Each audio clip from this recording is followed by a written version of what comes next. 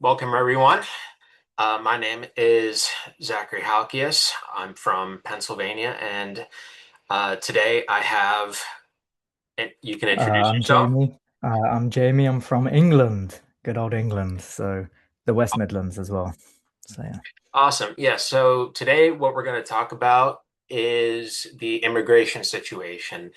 And I met Jamie in Portugal at a political event, and I thought that his story of the situation in England was very interesting. So we're going to talk a little bit about that. So the first kind of question to bounce off of is what is the situation like with the immigration in your country right now? Just, yeah. in general. I think most people in the States and Europe will know that Britain is not great at all.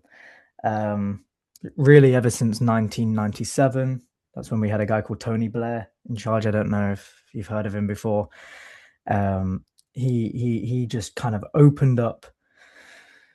It wasn't an instant thing. It was more like he started the mechanisms and allowed things to get to where they are today. He devolved power from Parliament, moved it more into what we call like the civil service. So, uh, kind of non-elected people have a lot more power than they used to before. Parliament tends to actually have not much power over our immigration. We have the Home Office. We have a Home Office minister who tends to be a member of Parliament, but even then, they don't get too much of a say over who's allowed in or out. It's more these what we call like quangos, behind the scene people who you don't know the names of.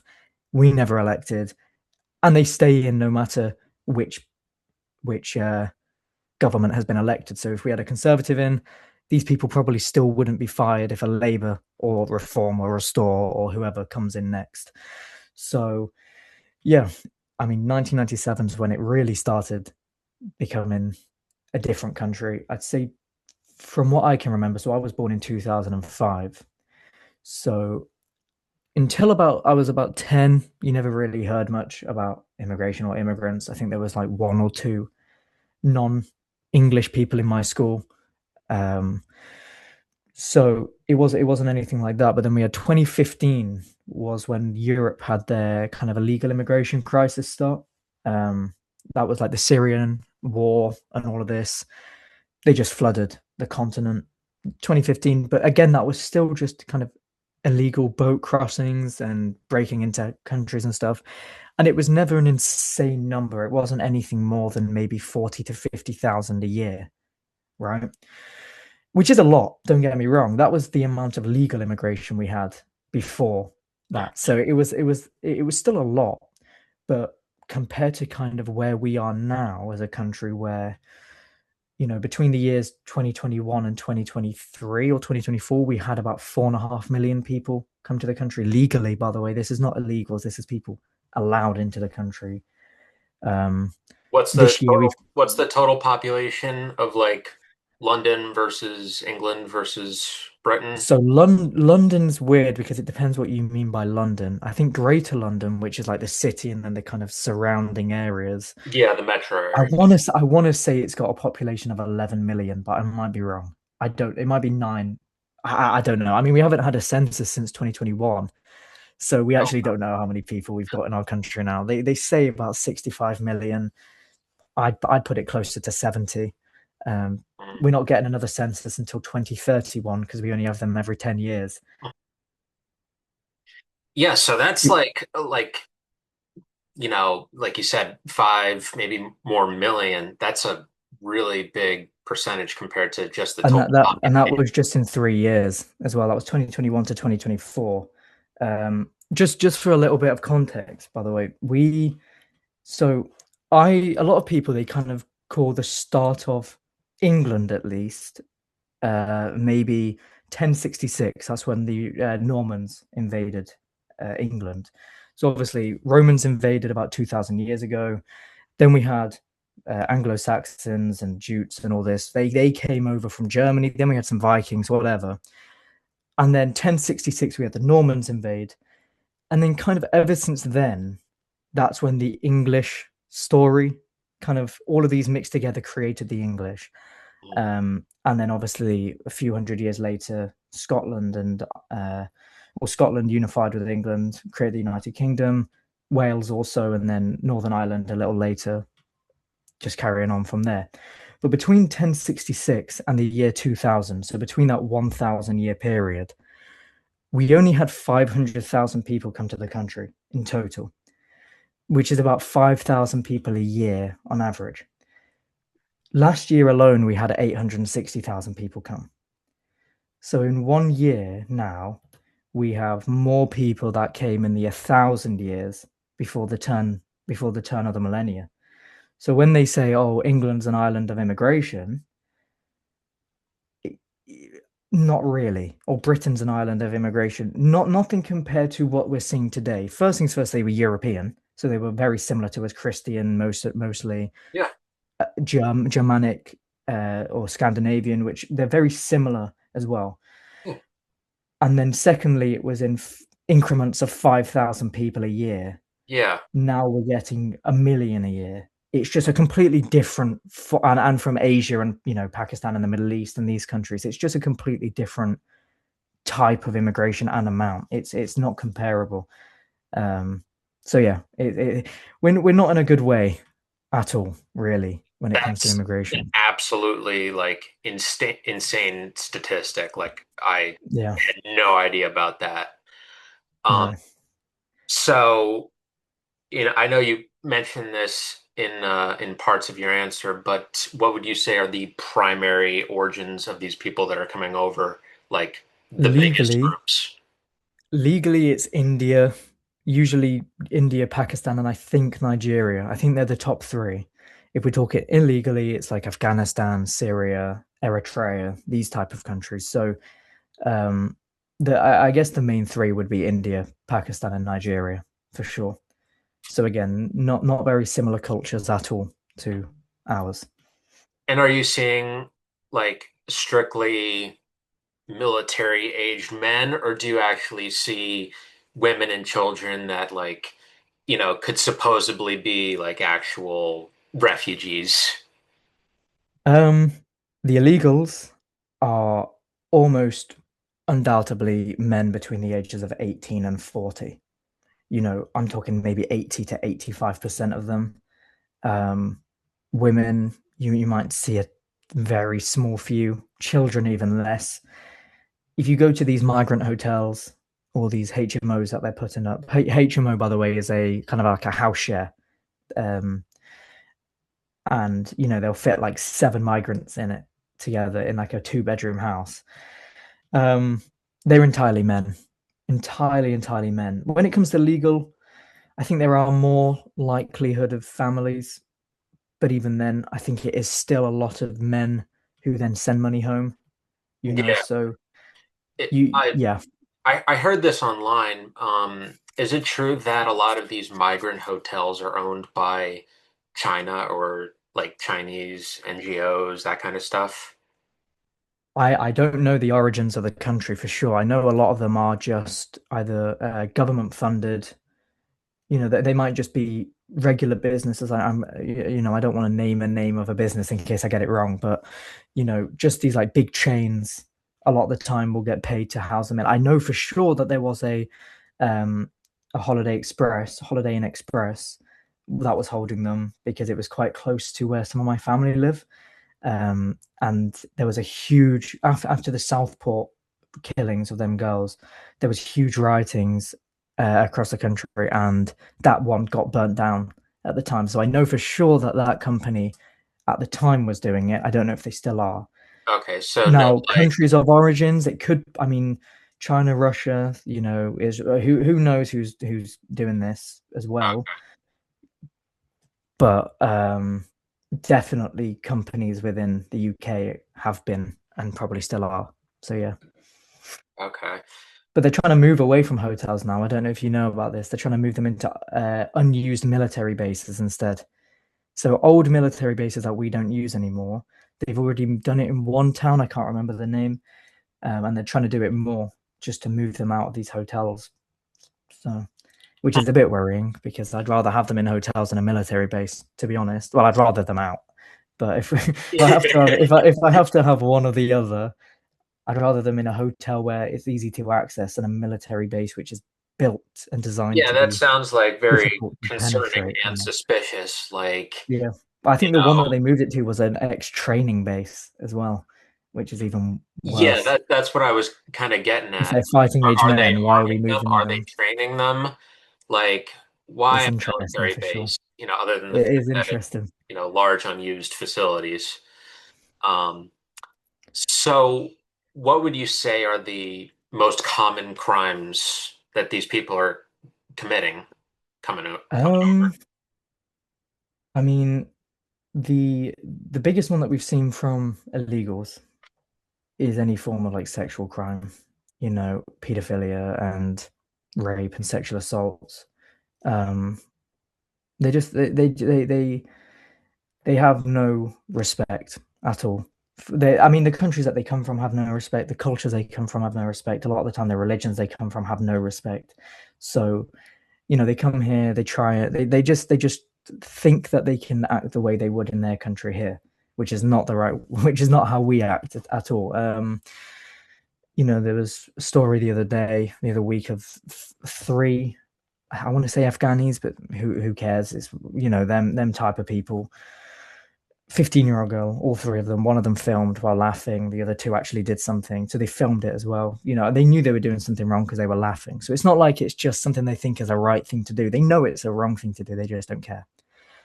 Um, Recently, we've seen a lot of kind of unprovoked attacks, especially on native, English and white and Irish. Belfast, there was that man who was just walking down the street. I'm pretty sure he had some form of special needs as well, some Oh, I like didn't even hear that. learning difficulties, and he was actually helping the migrant, and the migrant just jumped on him, took him to the floor, and I mean, I'm sure you've seen the video. Um, How, in what or way was he trying to help him? I think he might have been some kind of care worker or some kind of thing for the migrate, like for the hotel that this migrant was from. Huh, I don't know. I don't know the facts, but what I've heard is he was trying to help in some way. So huh. even if he was just trying to tell him some directions or something, he was trying to be a helpful citizen. And in the end, now he's gone blind. I think in both eyes or one of his eyes, because his eyes were cut out. It's yeah, not great. And Yeah. then obviously Henry Novak, everybody knows about that case. And then the other day in a town called Burnley, there was a 17-year-old girl walking home, and a Pakistani man ran up to her unprovoked, just ran up, random attack, stabbed her in the neck. Luckily, she has survived, and I don't I think she's saw too that video. badly injured. I didn't know that, she survived. I didn't know what followed, but I Yeah, saw like she just got stabbed and like she yeah, just ran away, ran down the she street. just ran away. Yeah, Yeah. which is lucky that it wasn't too bad to the point where she could run away because he stabs somebody at the wrong part of the neck and they're dead in Oh a yeah. couple of seconds. And this man had been reported to the police previously, I believe, for strangling another woman and was let off. You know, so that seems to be kind of just unprovoked random attacks mixed with some form of like assaults on women as well. That tends to be the most likely with both legals and illegals, to be fair. Legals, they a lot of the times though, it's not legals that commit crimes straight away, but like when they have children, they then get into gang violence and stuff in the cities. And then yeah, either way, it's not very helpful to the country at all. Yeah. What are the primary, I guess, methods in which these people are coming over? Obviously, you said, some are coming over on boats, some are coming Yeah. over legally. Is it like are they coming? Are like a significant amount of them coming over on like temporary work visas? Are they overstaying travel visas? Are they coming over under like asylum refugee programs? What what are like the primary main methods that they are supposedly coming over?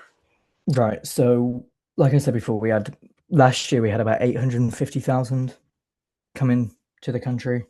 I believe 50,000 of them were illegal. So they're all boats.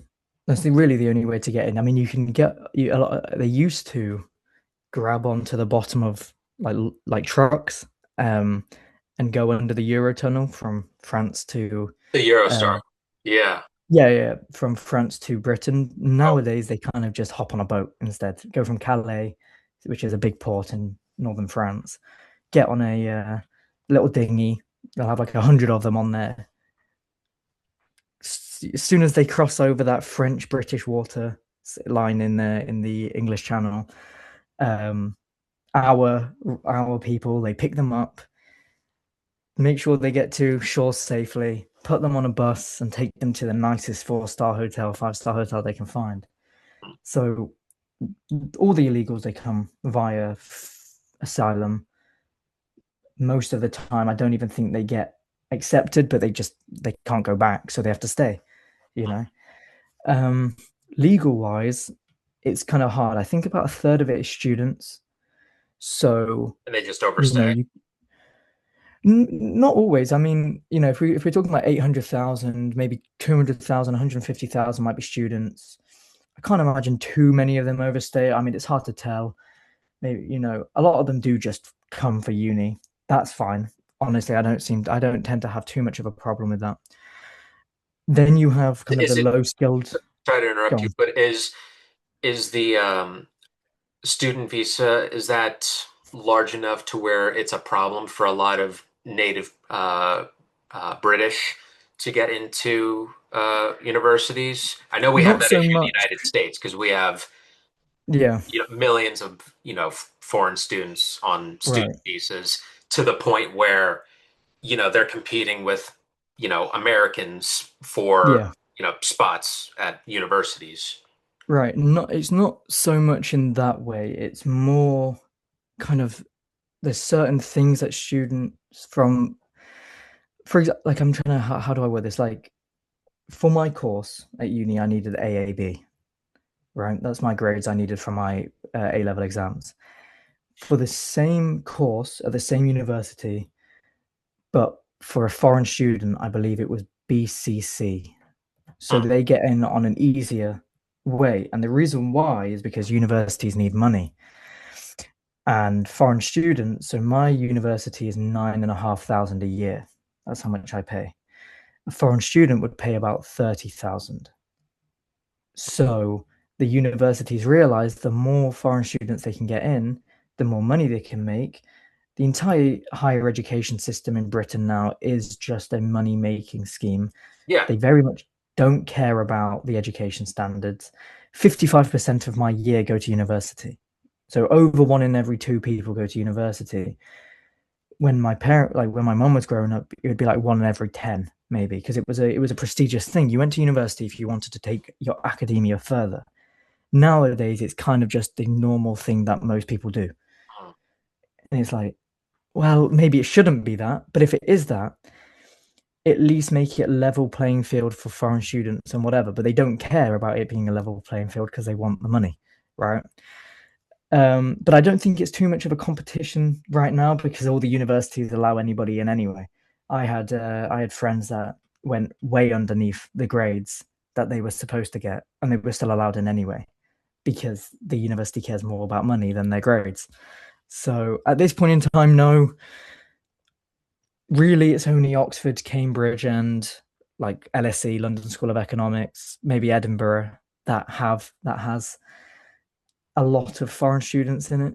I don't know, that might not be true. So don't take my word for it on that. But And are there significant numbers of people coming over on like foreign work visas and they that's just the end up most. It's a mix between working and family.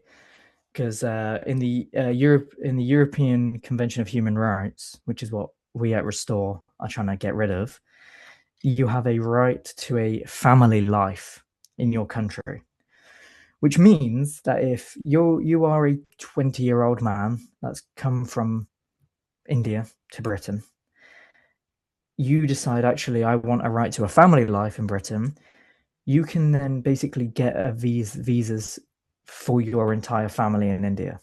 Hmm. So then one person who's coming and maybe actually is working and contributing to the economy brings over his mum who's like 60 and his dad who's 60 and his auntie and uncle who are sick, who are no longer working, who have retired, who are now a cost to the state, not a benefit. They're not contributing, they're taken away.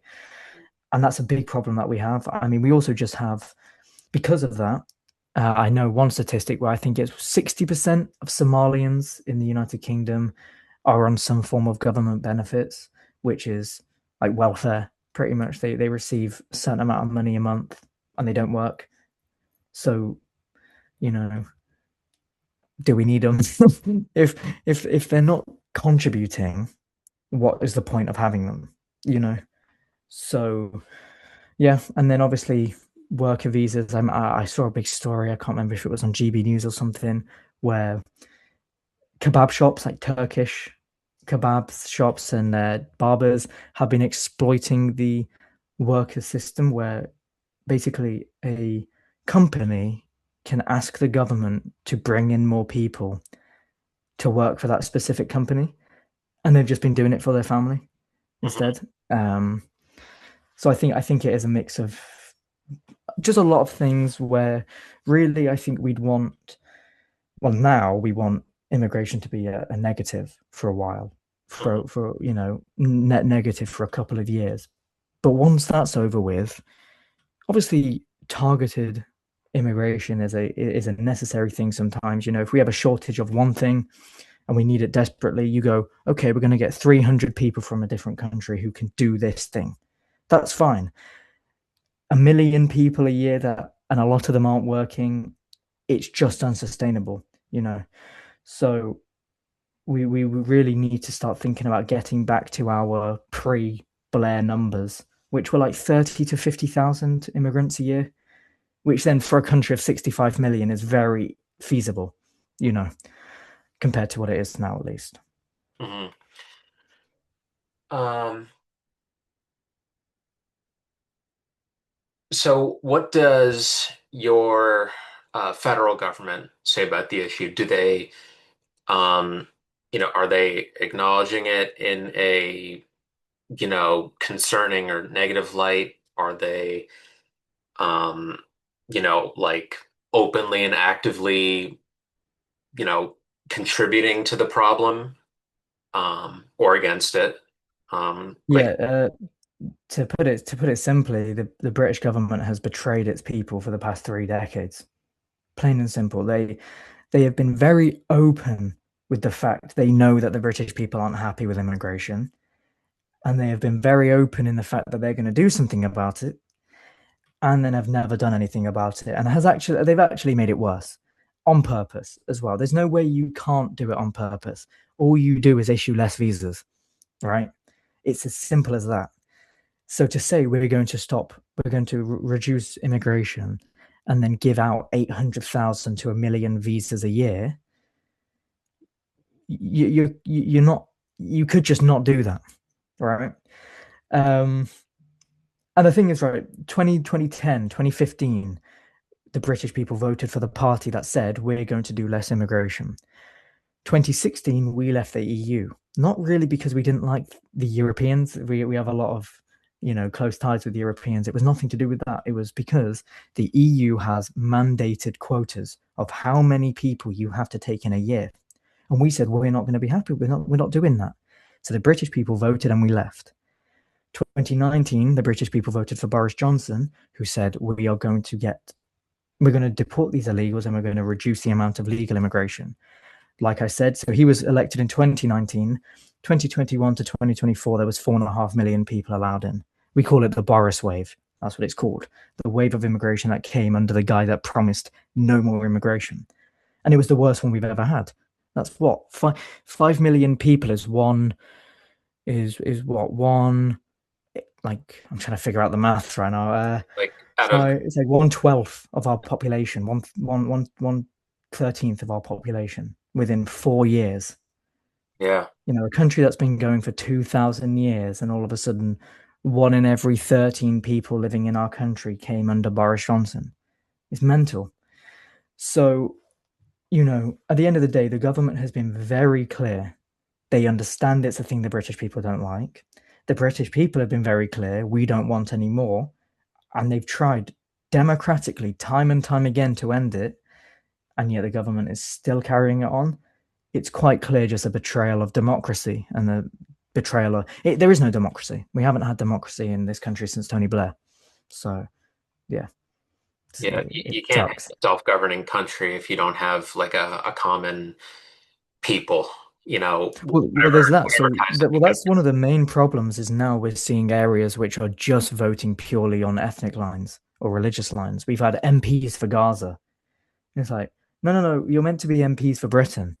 Yeah. At the end of the day, look, I'm, you know, you can have an opinion on Israel and Gaza, you go ahead. But at the end of the day, you're meant to be an MP for Britain first, not pro-Israel. You're not meant to be pro-Palestine. You're meant to be pro-Britain, right? And these people are voting purely along the lines of we're gonna do this thing for Gaza. So there's that where we've just lost demographic security now, but also the fact that if you vote for something in a democracy, it gets done, right? Since at least 2010, we've had a situation where continuously the British people have voted against it, and yet we still get more. So we just haven't lived under democratic processes for a long time, And for most of my life. yeah. Yeah, What are like the native Brits, like what is their response to it? Is it different among different age groups? Like are they socially accepting different age groups? Are they, blatantly against it? What's yeah. that look like? So, I mean, the consensus among the majority of British people is, even people that are voting for Labour and whatever, is immigration has been too high and it needs to stop. Now, Labour voters, maybe centre left voters will probably say, it's been too much, now it needs to stop. Conservatives will say, oh, it's been too much and there's illegals, we need to get rid of the illegals. Reform, I don't really know where they stand because they say one thing and do another, oh, we need mass deportations, but they're impossible. So that's kind of a weird thing to say for a right wing party. And then obviously we at Restore are very clear, millions are going to go. You voters in, we're going to end illegal migration. We're going to end legal migration for a while, just pretty much freeze it. And the people that have been allowed in under this regime of just mass demographic replacement, you are going to be re-vetted, rechecked over. And if we don't think you are conducive to the public good, that's what Labour likes to say about even people from your country that have now been banned in the United Kingdom. They all get the same email. We've banned you from the UK because you're not conducive to the public good. Hmm. We're actually very happy that Labour started using that because when we win, that's how we're going to start talking about these immigrants that have been allowed in. Are they conducive to the public good? And millions are not. Millions are not, and millions will go. You know, so the consensus among British people almost definitely is it's been too much. Whether or not they want to take it as far as I just have and say a lot are going to go, very much depends. It also depends on age, like you said. My age group, the polling is weird because I don't agree with the polling. Just as somebody who is in my age group, and I speak to a lot of people, it says something like 40% of my age group are voting Green Party, which is pretty much a Islamo communist party. And when I speak to people, maybe the women lean more that way. The men certainly don't. Not in the pub, not when we're playing sports, not in the gym, not, when I just bump into random people in the streets and they ask me what I do, whatever. Young men, I don't believe are being polled very much. And I think the women are. And I think it's skewing what our generation looks like over to the left a bit. I'd say our generation is still the most left out of, 18 to 24, probably the most left. Then 24 to, I think it goes 24 to 50 or 49. They're then right wing. older is right wing. Currently, it's saying our generation is pretty much as far left as you can go. Mhm. From my experience being in this generation and hanging out with people, I don't see it that way at all. I think it's more of a mixed bag. I think you've got like 50-50, what you'd call far right, I guess that's what people would call me, and far left, which is what I would call the Greens. And I think it is just a 50-50 split. I don't think you find too many people in the middle in our generation. Mm. Um, but the consensus is they need to go. Now, when you said what are British people doing about it? I mean, we're protesting a lot. We've done a lot of um, petitions. Petitions mean nothing. It's more just a rallying cry to people, sign this. Let's see how many people can sign it. It doesn't ever do anything because why would it? If our vote doesn't do anything, a little piece of paper with a signature on certainly won't. But it just kind of boosts morale. 6 million people have signed this thing saying they want immigrants to go in like 10 days or 20, whatever. It's just these type of things that rally the movement. Obviously, we've got the Unite the Kingdom marches that go on every year. There was a few 100,000 people last year, 100,000 people this year. They're big events. Restore Britain, 150,000 members now. It's only 4 months old. Started on the 13th of February this year, and we've got 150,000 members. It's the fastest growing party in British political history. So people clearly want to change. Obviously, now after the Belfast incident I was telling you about earlier, there's been riots throughout Northern Ireland and some in Britain as well. Um, so people are talking out and they are doing things, but you have to be careful because you say things too much or you say it in a way that the government doesn't like, or you're seen on these facial recognition cameras at protests, you will have the police at your door. So, how has the mass migration affected your daily life? What effects of it do you see on a regular basis? Right. So I'm quite fortunate in my town, at least. It's kind of remained mostly unchanged, my local area, at least.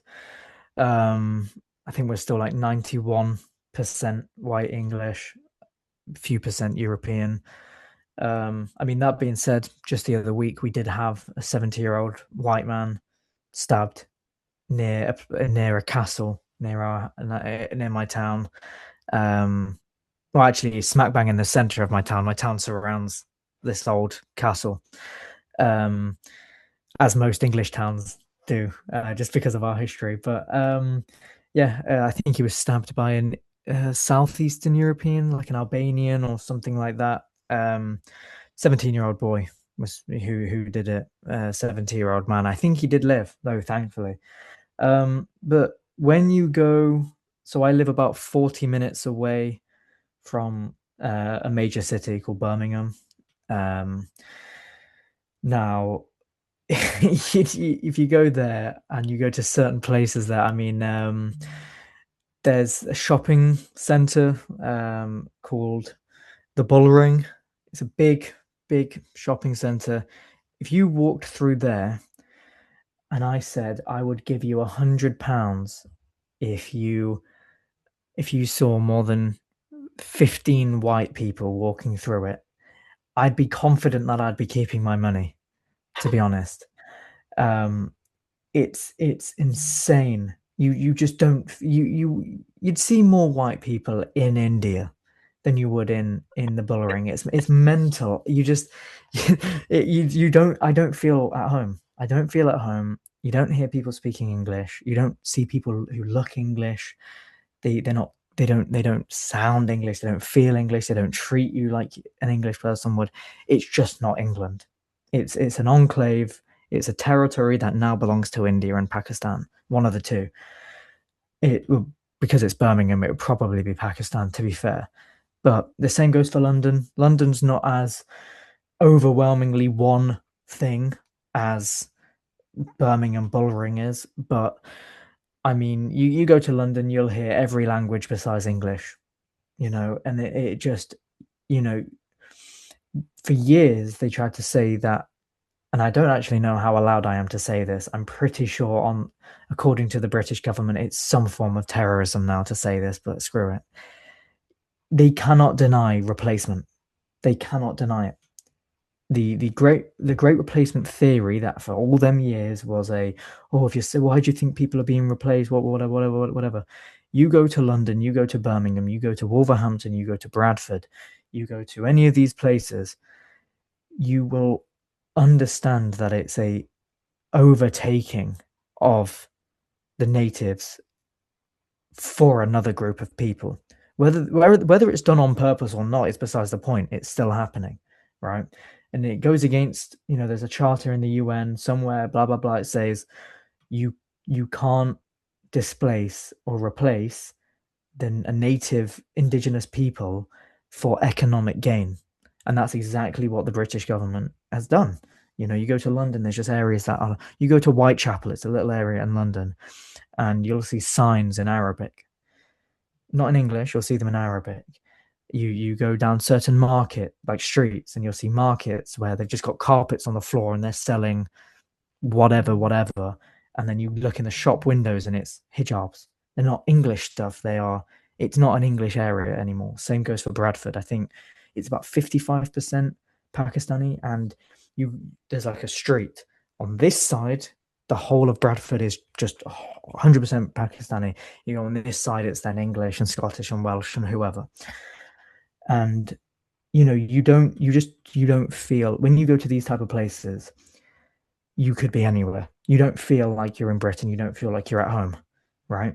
Whereas where I live here, I walk down the street, you know, 90 out of every 100 people I pass are white English people that can speak English, and the other 10 that aren't, five of them might be white European, five of them might be others, but because they're so surrounded by white English, they're kind of forced to integrate anyway, so they can still speak English and they can still they treat you more like an English person than if you go to Whitechapel where they might have been born there and lived their entire life without having a conversation with an English person. Um, yeah, you just don't feel at home at all. You feel anywhere but England or but Britain, and It, it's funny you mentioned that because I was just in um, Serbia the other week yeah, before the conference that we met, and Serbia's like 85% ethnic Serbs and then yeah, like 5-10% Hungarian. I went to a very big and very clean and pristine mall in Belgrade while I was there, yeah, and I could count the ethnic minorities on one hand or less. yeah, But yeah.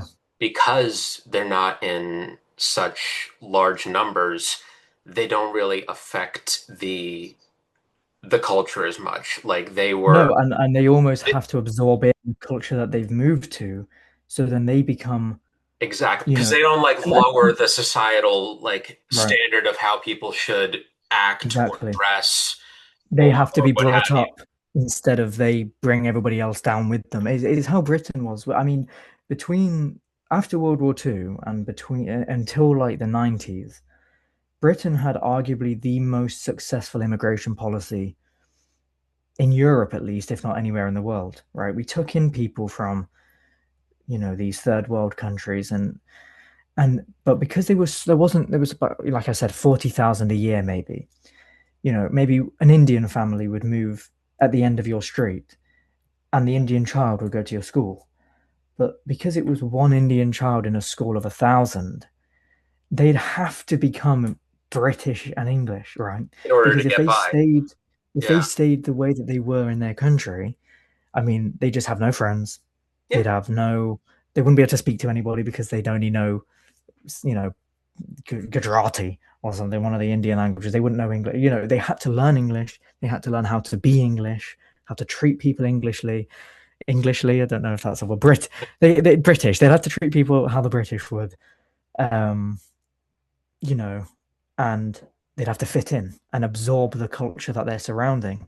But now, like I'm saying, in places like Whitechapel, people are born into a culture where they are just surrounded by their own people who are not English. They speak, they don't speak English. They speak Arabic or they speak whatever, and they treat people the same way that they would in the countries where their families came from. and it's almost creating like enclaves, segregation within our country, where instead of a small amount of people moving to like my town and being forced to fit in, when they move to this country, they go, well, actually, all the Pakistanis are in Bradford, and I'm Pakistani, so I'll move to Bradford so I can be surrounded by Pakistanis who act like Pakistanis. And then And that then that can, just becomes Pakistan, yeah, you know. yeah, they don't And need that, to and adapt you at all. right, and you see that in so many of these big cities now. Rochdale in Manchester is another one. And I mean, I don't know if you know too much about the grooming stuff in the UK, grooming scandals that's been going on with the Pakistani grooming gangs. That was in Rochdale. That was where that, well, it's been everywhere, but that was where that kind of the epicenter of it was. And it's because they never had to, they just brought over their culture with them. And part of their culture seems to be doing that kind of stuff. Yeah, and So, part of the reason that I think some of the uh, Western immigration, particularly, the United States, kind of their culture of, immigrants and, excellence and bringing yeah, over people was that the standard was high. was high. Right. It used to be a place where, if you could, be excellent, if you were, great, if you could, you know, pose yourself as a, um, contributor to society, then that created a society of, great people, no matter where you Yeah. came from. But now the standards are so much lower. We don't really have, an assimilation or like an assimilation requirement. I looked at comparing, our immigration policy in the United States to other countries. For example, Poland, even Yep. if you were to apply for citizenship by descent, I'm half Polish. So, if I could trace back to an ancestor, there are a lot of, citizenship application programs that make it easier for people of descent if you Yeah. could, get documentation of an ancestor. But even to apply for citizenship by descent in Poland, there's a language requirement and a residency requirement. You have to be there for, I think it's at least 2 years straight, without going Is back that to, is it only two? Is that only 2 years as well? Because I mean, I a lot think of countries now I have think it. it's I like get. Is this for the ancestry though? That's for the even ancestry one, even right? for citizenship by descent, it's Yeah. at least I think 2 or 5 years and a language Because in the UK requirement it's and a 5 years. cultural requirement, you Yeah. know. So We're meant to have a language requirement. I don't believe that anybody gets tested on it. I really don't. Because we're meant to have a pretty much you can speak fluent English to get citizenship. I don't believe it. I don't think anybody. I mean, you go to these places and you won't believe it either. So it's either they can speak our language and they choose not to, which is then just purely rude and yeah, absolutely. And I think or that's just the they've most just never been asked. and I just think that's the most stark example because, you know, the United States is supposed to be, this place where, everybody can get along and we all value, freedom and excellence. Um, and you have an immigration policy where the bar is just, at least these days, very low. But, for a country like Poland, which is now, I think, the largest economy in Europe, recently Well, became like one. growing wise, Yeah, it's still not in the top. I don't think it's in the top five still, but it's the fastest growing economy for fastest. sure. Yeah, It will be by 2050, I believe, if it carries on in yeah. it on its Yeah, trajectory. recently a Especially if trillion we dollar carry on economy. going how we're going, Yeah, recently a like Britain trillion and dollar Germany. economy without Yeah, immigration. less so Hungary, but more so Poland are the.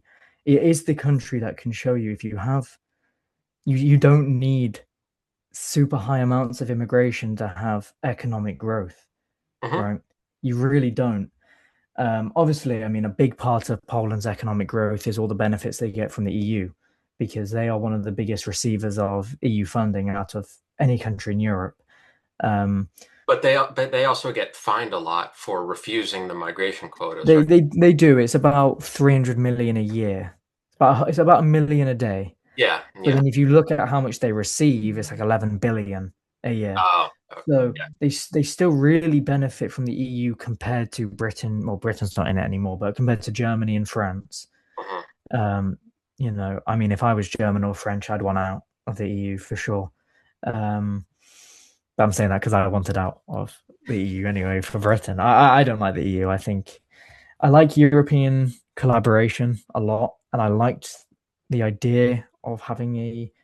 I like the I think it was called the EEC, the European Economic Zone or a European Exclusive Zone. I like that, the free trade idea Mhm. between Europe. I do not like the you have to have this, you have to do this law, you have to do this from some random bureaucrat in Brussels who I've never elected. It's like no, so the EU can. I'm hoping will go, to be honest, in the Yeah, next few years. I've been into a lot of the global politics, particularly Western, and the EU. You know, it's a de facto government, and I think collaboration makes sense for Europe. Because Yeah, for sure. you have a large population in a small area, smaller than the land area of the United States. So I collaboration think it's does about make the sense. same, isn't it? But we've I think got it's like about as three wide, time. less land area. Yeah, Uh, possibly, and then we've got three times more people. We've got like almost, what is it, like 900 million in Europe, and then like I think 700 so. million in the EU, Yeah. something like that. Yeah. So So what, three collaboration times does as make many, sense, but the EU is trying to, sell the Europeans that we need to have like a one government continent type, government. a Yeah, yeah, government type the United union States in of order to Europe, collaborate, right? and then, when you have a situation like that, then you could obviously leverage that against countries and, exploit them. You can Yeah. have collaboration without having like a government union. I And also think it would work so much better if the EU was a nativist project. If the EU was a European Union of Europeans, where it was for Europeans first and pretty much only, I think it would work a lot better than, you know, oh, we're the European Union, but anybody can be European. We could bring in a billion Indians, but they'd still be European. mhm, The people of the continent don't matter. It's almost like they just want an economic zone, yeah. right? Where Britain and France, they're different economic zones, but we don't care that they're different people. They're all just whoever, doesn't matter. So, but yeah, no, there's bits of Britain now, and the same in France. I know in Germany and whatever, where they're not Britain or France or Germany anymore. They don't have a British person. They don't have an English speaker. They don't have a Christian or somebody who's descended from Christianity. They're just not. They're not my home. You know. Mhm. So yeah, Yeah, and maybe I'm missing an element to this, but the argument for the EU isn't, there are countries that, you know, have proven that they can collaborate without being a part of the EU. Like, Poland is Norway. part of the EU, but they don't use the euro. They Yeah. opted out of that. Well, Uh, we never had the euro when we were in the EU either. mhm, We never adopted it. I mean, Norway and Switzerland, they're two of the best economies in Europe. Neither of them are in the mhm. EU. But they still Um, collaborate on certain they things. do. They have the They free trade collaborate a lot agreement. of the time. Yeah, they have the They free do that trade because they're travel agreement. they're they're in the EEC.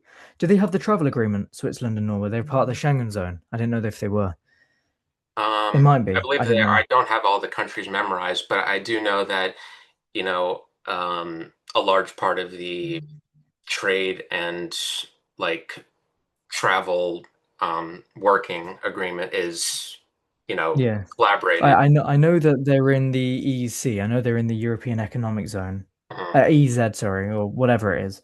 Um, I'm not sure if they're in Schengen. I don't know though, so you might be right. But yeah, they've proven themselves that you don't have to be in the EU to have a good economy To collaborate on or to be what able parts to you want. collaborate.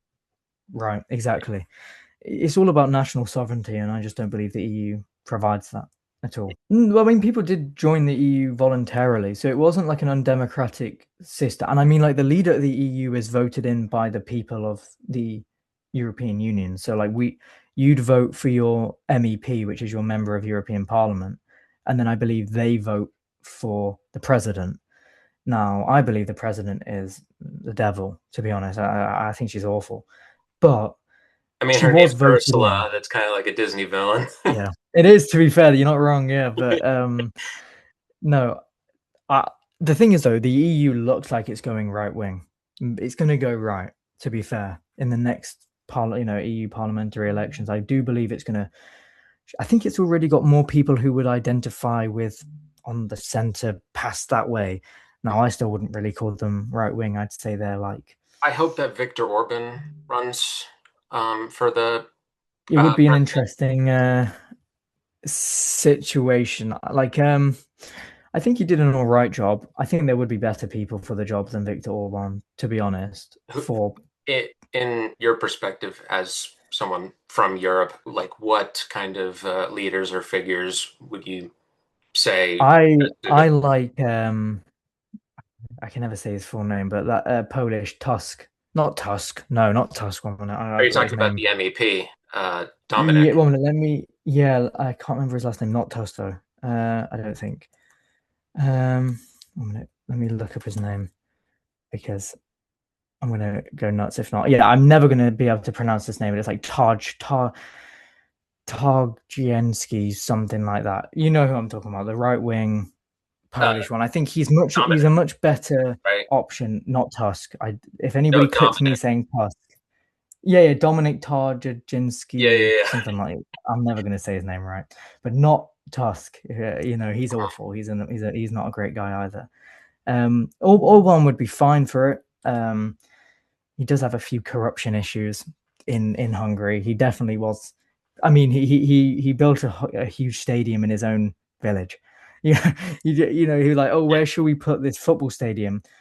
Oh, this my village would be a nice place for it. And then they just built a huge stadium for like 40,000 people in a village of like 400. So they definitely That. have some. He definitely was a bit corrupt, but I Mm, mean, he's okay. better than a lot. The other side are just corrupt and one is replaced. So I take somebody who's corrupt and doesn't want us replaced over that any day. But Yeah. I think that Dominic guy would be better for sure. And how does your government in particular respond to people that oppose mass migration? The police, the police. That's how they respond to it. Is they shut us down. They threaten us. We have a thing called non-crime hate. I think it's a non-crime hate speech or something like that. Non-crime hate law, where basically if you say something that they deem to be hateful, but they can't arrest you for it, they will put it on your personal record that you've said something hateful. And then whenever you apply for a job or you apply for, a mortgage or you apply for a new credit card or something, and when they do their backing Hmm, research on you, it will come up on your police records that you have been reported to the police for a hate crime.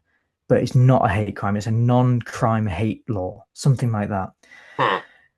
And that can there's but we don't know what it is. There's no parameters set out to describe what a Yeah. non-crime hate law is. It's just So so completely so subjective. basically this conversation that I've had with you today, somebody could watch this now, and say, oh well, him saying that Birmingham's full of Pakistanis, I find that hateful because it's not. I saw two white people once in Birmingham or something like that. And then they report me to the police. The police will come knocking on my door, say, we've got this video of you saying this. We're not allowed to arrest you for it, but we are putting it on your record. And then if I ever apply for a job or a bank or whatever, they can then look me up. And if they don't like what I've said, well, then I'm screwed, for what I've said. Not even what I've done. I haven't called for violence against anybody. I haven't said anybody should be hurt or we should overthrow the government violently or something. I've just said something the government doesn't like. And because of that, now it's on my personal record for the rest of my life. So does that And have, I don't even know. go Go ahead. on, sorry. I was just gonna say I don't even know where it like the limit is. It's totally subjective. You know, And so is that something that kind of the government deems as offensive, or is it kind of like anybody could be offended by it and report you for it? I think it's the government actually has to be the one to put it on your record.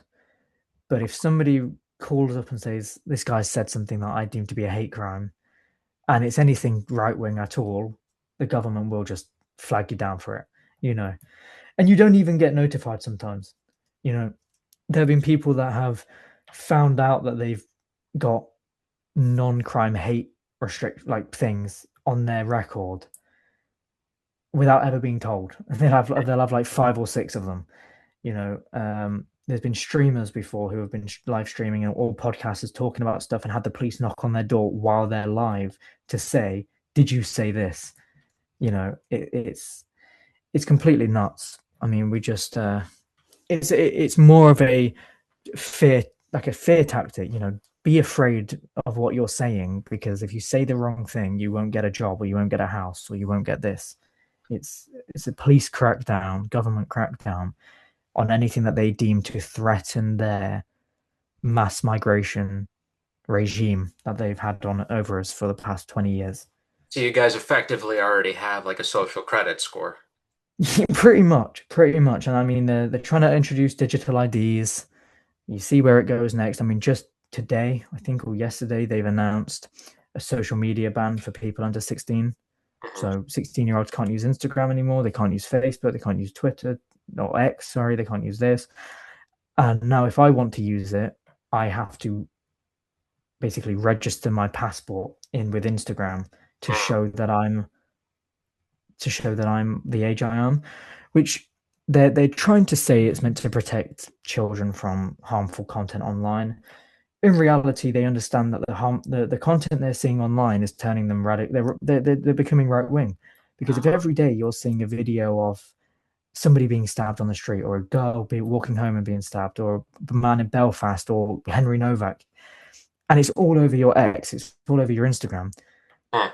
and you're 14, the propaganda they show you in schools about we're all equal and we're all one in harmony. They tell you that at school, you come home and you see otherwise, you're gonna come and join us at Restore.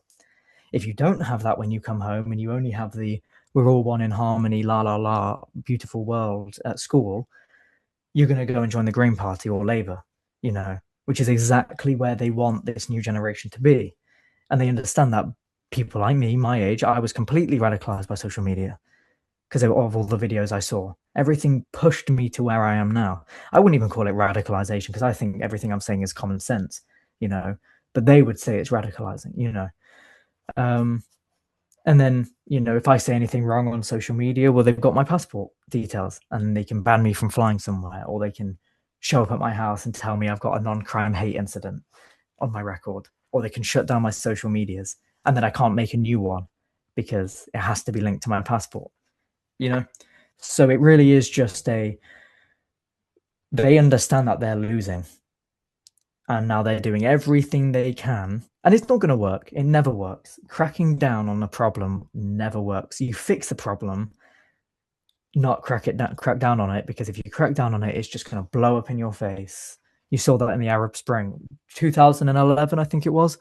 Arab Spring uprising, the Egypt and Syria. Just before the uprising happened, they basically shut down all social medias and phone networks and stuff to try and basically go, oh, they can't do this if we ban them, and they did it anyway. It doesn't work in the modern world. So there'll always be ways to get around bans, VPNs, or just create a new software really quick that doesn't need a thing, and then it gets banned, but then you just make another one, and then you. Mhm. So yeah, they're really trying to crack down on free speech. I mean, Eva Vladimir broke, like, she's not allowed in my country. There's speakers from you. I think Nick Shirley now has been banned because he came to the Yep. last rally. I know You Ada just, Lunch and then Dominic, the Polish MEP, they're both yeah, banned. not allowed. Right. They've just done a huge hit piece, one of our media on the remigration summit. A lot of our people that went there have now had a Daily Mail article written on them, calling them neo-Nazis, and they're probably going to not be allowed to leave the country again. Mhm. Um, so one of the people I know, Angloid, he's banned from visiting France already. they're just shutting everybody down on social media and then basically making them so they can never leave the country.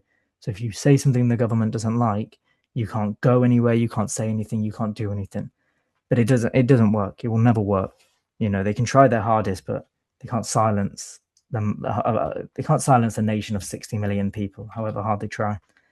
So So, last question. At what point did you notice all of the doctors and lawyers and engineers and, very esteemed persons coming over? When did you notice that they were becoming a problem, on your own in the real world? Because yeah, obviously the immigration problem, mass migration has been happening for a while. When did you notice it? right.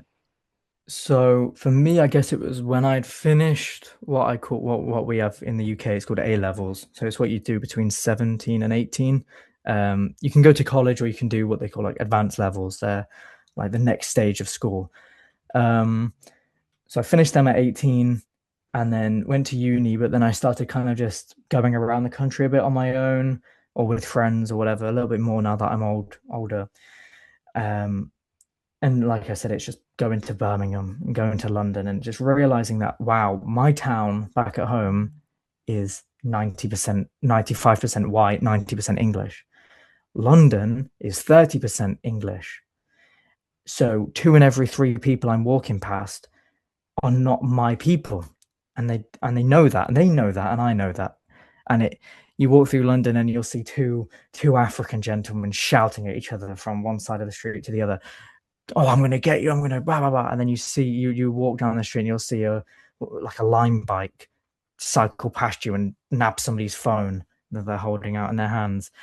And it's like this is, I know what England is like because where I live is English. This is not that at all.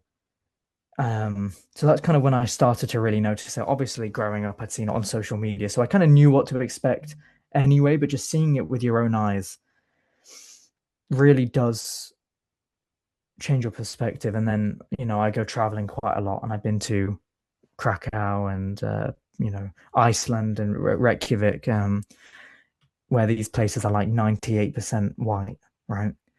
And these are major cities like London, like Birmingham, and they're so clean, they're so quiet, they're so safe. You walk around, you walk around Krakow at 4 a.m. in the morning, and you might bump into one drunk Polish guy who wants to have a sing and dance with you, right? You walk through London at 4 a.m. and you get stabbed and have all your money taken off you. Mhm. It's just a completely different world. And you notice it. And anybody that says they don't notice it, they're lying. And they're either lying because they don't care or they're lying because they don't want to seem like a bad person. But either way, they are lying. If you go to Krakow and you go to London and you say you don't feel the difference, you are liars. That's literally just as simple as it gets. Yeah. Um, Yeah. When I and went, London never used to be like that. So, I mean, it has all my life because the problem in London was already there when I yeah. was 5, 10, But you go back 60 years and look at what London looked like in the 70s and the 50s and the 60s. It just was a completely different place. Yeah. So, Yeah, I felt the same way in Serbia the other week. It's a totally different world. It is clean, pristine. The mall was there were people there, plenty of people there, but it was quiet, it was respectful, everybody was dressed nice. You know, I never even experienced like an experience of walking through the mall like that even when I was young. Like it yeah, it was right. like even more of a different world than even when I was growing up when I thought Yeah. things were, good, but And it just definitely a it lot better. makes kind of I can fully understand why people who are 40 and 50 in my country are so angry and just ready to crash out, to be honest, because they really are. The whole country, I mean, most of Europe is a ticking time bomb. It's ready to go off. There is timber and timber and timber being added to the fire, and it's just going to take one more little spot, and the whole continent is getting on because people know what their countries were like 30 years ago because they lived in it, you know. Um, and it's just not what it is today. And even my town, every time I come back from uni, I'm starting to notice more and more, migrants just chilling around in the town center doing nothing on a Thursday afternoon. It's like, well, work, but they don't work. They live off benefits. They completely live off the state and the taxpayers who do work. Um, and they'll go home. They are going to go home, eventually. So, yeah. Yeah. Well, I appreciate your time. Is there any final message you wanna leave the people that are gonna see this? No, I mean your audience is mainly going to be in the United States, correct? Yeah. Yeah, I have a fair amount of people across the world, though. Okay. I mean, if you're in Europe, you understand the situation. If you're in the United States, you've already had a lot of immigration from kind of southern US, southern South America, but most of them are Christian still, right? Is a whole different ball game when they believe in a different God to you as well. And they have different morals, they have different belief systems. It's a whole different ball game. And you've already seen it in Somalia, where they're not Christian, not in Somalia, sorry, in Minnesota, where you've got a lot of Somalians, right? And they're not Christian, they're Islamic, Mhm, and they do not care about your laws. And the second that you even try and implement something, they riot in the streets, right? mhm, Don't let it get to that point. You've already let it get to that point with Christians from southern America, South America. Don't allow the Middle Easterns and the Islamic and even the Hindus, because they're just it's a completely different ball game to mass Christian immigration.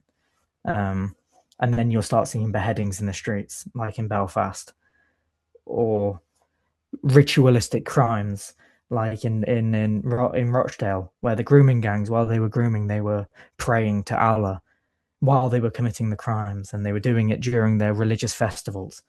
Like I said, it's just a completely different experience that I don't think the USA really has a understanding of yet. And if you carry on letting it get to where it is, you will have an understanding of it very soon. Um, yeah, yeah. cool. That's We're pretty definitely much vulnerable right now because our largest city, New York City, is now run by it is. a immigrant Yeah. Muslim man. Hmm. Um, Mental that never forget turned into let's vote in within what 20 years, 25 years. It went from never forget 9/11 to vote in the people that did it. Mental, you know. And that's the same here. It's the same in Britain, people have short memories. Um, so yeah, well, thank you so much for your time. of course. Thank you for the interview, man.